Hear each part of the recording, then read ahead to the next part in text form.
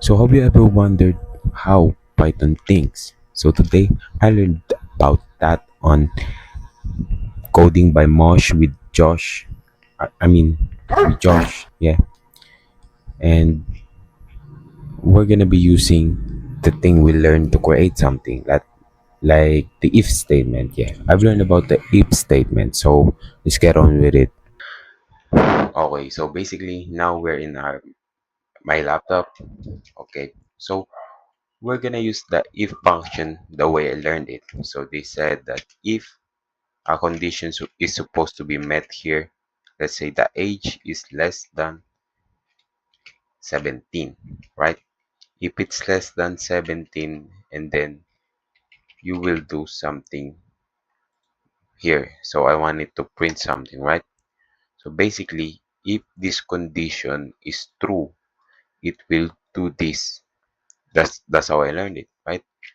So if the age is less than 17, of course, let's make a condition that we want to tell them that if the age is less than 17, it is what you call this? It is underage, right? Underage. There we go. And then else if this one is a function too, that if this one runs but it's not true, then this one runs, right? And then so on. So if the age is greater than 18, then he will print uh old as hell, boy. I mean, no. 18 is not old as hell. Adult.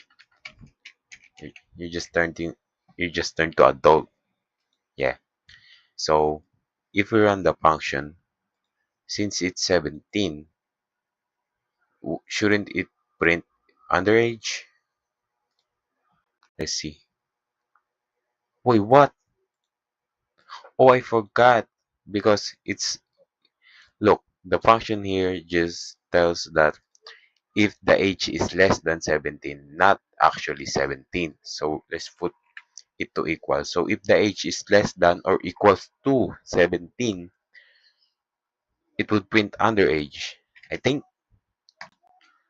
So there we go. We got it. Okay, now let's try 18.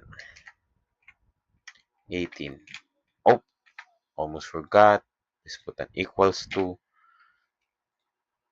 Is that how you put equals? Is that?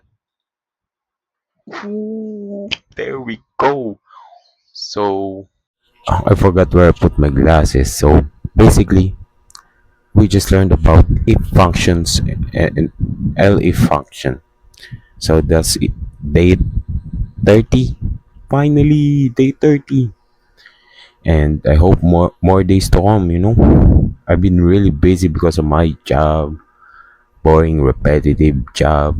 I need the job to learn. But okay, enough with the tech.